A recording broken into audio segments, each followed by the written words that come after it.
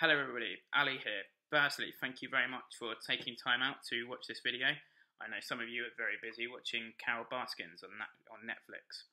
So, title of this video is Wilfried Zaha, a Man United flop, exposing the myth. Just one of the many ridiculous labels attached to Wilfried Zaha in his career. So, Wilfried Zaha joins Man United for £10 million on the back of a really good season. One of the stars in the Championship of the promotion-winning team. Scored 2 goals in the playoffs in the semi-finals against Brighton and won the penalty against Watford in the final, which Watford fans still cry about to this day.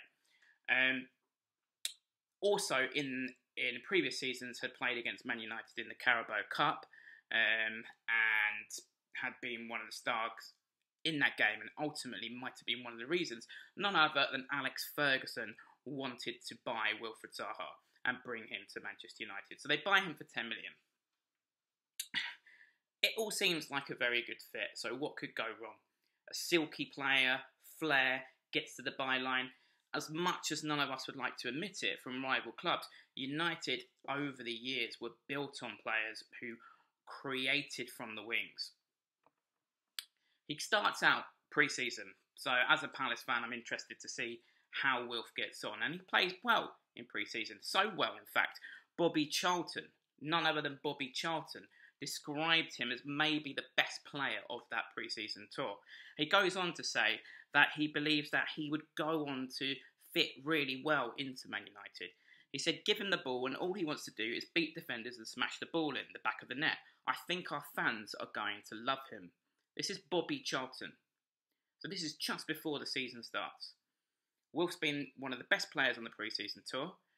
Bobby Charlton is describing him as a player who seems made for Man United Football Club. What could go wrong? David Moyes. And let's be honest, everything about David Moyes' tenure at Manchester United went wrong. So, how then, from going to be one of the players of the pre-season tour, does Wilfried Zaha then get 3 appearances? 3 appearances. One of them 61 minutes in the Charity Shield, Community Shield, whatever you want to call it. 61 minutes. Now, I watched that game, like I watched the pre-season games, because I'm interested to see how Wilf is getting on. Because Palace fans still had a lot of love for him. He just got us over the line in the promotion season, despite knowing he was going. And he's a local boy, he's one of our own. So, 61 minutes. Now, he didn't have the best game. And there was something strange in that game. I remember watching that game. And he just kept cutting in and playing really, really loose passes. And I was watching it thinking, this isn't really Wilf. Why is he not, doing his tricks and getting to the byline? Now, we'll come on to the reasons as to why. But he didn't have the best game. But after that, did it warrant, was the performance that poor that it warranted him only then getting 1 appearance against Norwich in the 3rd round of the League Cup in a 4-0 victory, and then thrown on at the end of the game at home to Newcastle that Moyes is losing. And he's losing at home to Newcastle, which at that point summed up Moyes' reign. United were about 7th in the league, and it just wasn't going well for him. So what happened? Essentially, Zaha wasn't Moyes' cup of tea. He wasn't his type of player. Now, after the Moyes era, I was really interested to see what players came out with. And one of the first people to speak out was Rio Ferdinand, who in his book described how when Moyes took over, one of the first things he did that shocked Ferdinand was that he told the wingers to cut in and pass, as opposed to what United traditionally did, was get to the byline. You think about wingers like Giggs, Beckham, Ronaldo.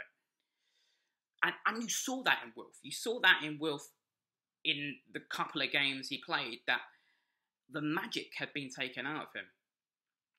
And he saw it in him as well in his also ill-fated spell at Cardiff City, where he just didn't look himself. I remember when Palace went to Cardiff and Palace fans were shocked at what had become of this creative player who had all sorts of tricks up his sleeve. And Zaha himself had said that his confidence had been knocked so much by this point that he was a ghost of the player. He described himself as a ghost of himself. It's been interesting after the Moyes era to hear what Will said. He was told that Moyes told him to stop doing his tricks. Now, I agree. Wilf needed to do some work on his defensive duties.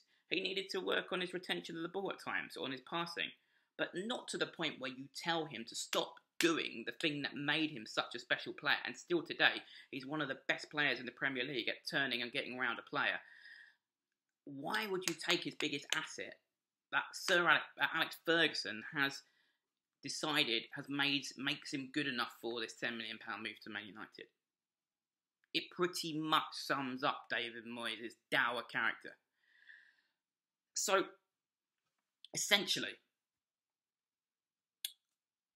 you could say that perhaps the blame lay with the coaching staff. Now, interestingly, Rio Ferdinand is the only player I have heard talk specifically about Zaha's time at Man United. If anyone else has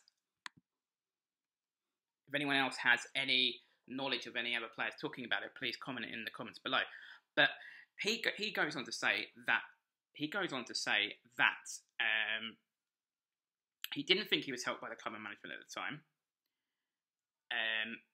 and that it was a move that should have worked out.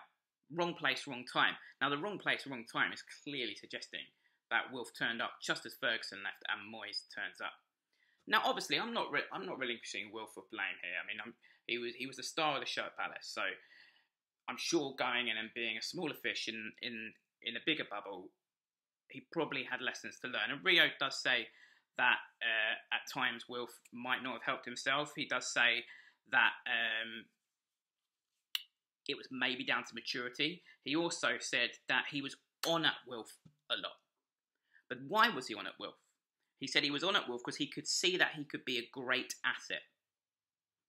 Now, on reflection, now we look at David Moyes and where his career went after Man United, his failed spells at Real Sociedad and his failed spells also at Sunderland. You're going to take Rio Ferdinand, a European Cup winner's word over David Moyes. So David Moyes and Bobby Charlton. So Alex Ferguson thought Wilfried Zaha could be a success at Man United. But David Moyes didn't. So that is pretty telling. So then, after Cardiff, Moyes goes, gets the chop, in comes Louis Van Gaal. So you're thinking, this is a new start for Wilf. Maybe it could work out for him at Man United. Ultimately, though, it didn't. And the first sort of hint that it wasn't going to go Wilf's way again was when Van Gaal comes in and says that he's going to play wing-backs in a 3-5-2 formation. Not going to suit Wilf. He's not a wing-back. He did play in pre-season again, interestingly. Played quite well in a game against Inter Milan as somebody off the striker. A role that he plays very well now. Last season he played a lot of the season in that role up front with Andros Townsend and got into double figures in Palace's team, and we've got to be the first to admit that we're quite a defensive team, so quite good achievement. But at that age, he was not mature enough to play that role, particularly if you think that his last game in a Man United shirt was against Real Madrid in pre-season. So I remember watching the game, played well in the first one against Inter, and then, as Wilf, I think, then said, he played against Pepe that day. He was really, really good. So at that point, he was very much a right/left winger. He moved around the wings a bit, but off the second striker wasn't really going to be for him. So the writing was on the wall again, and that was it for him at Man United. Van Gaal sort of also came. The thing that he did, as well as what Moyes did at Man United, was he slowed the pace of the team down. So again, Wilf didn't really fit into that, and actually did any fast, tricky winger fit into Louis Van Gaal's style of play. Memphis Depay, now at Lyon, 9 goals in 13 games in the French league this year. He was another one where it didn't quite work out under Van Gaal. So what I'm saying here is, when the journalists label Zaha a Man United flop, it's lazy journalism without looking at what actually went on. Because who flopped? It was United as a football club in that time. Zaha is actually probably an embodiment of everything that went wrong during the Moyes and Van Gaal era.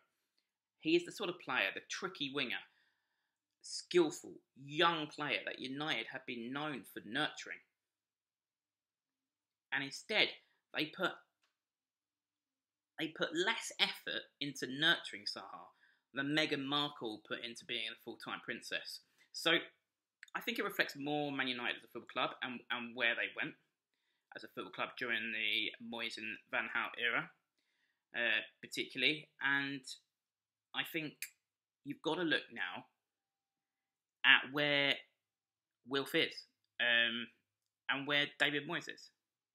And that sort of sums up the answer to this question: was Zaha a Man United flop? Well, it was Moyes' flop. Zaha is now renowned as probably one of, if not the best player outside of the top six, has been linked to clubs now within that top six.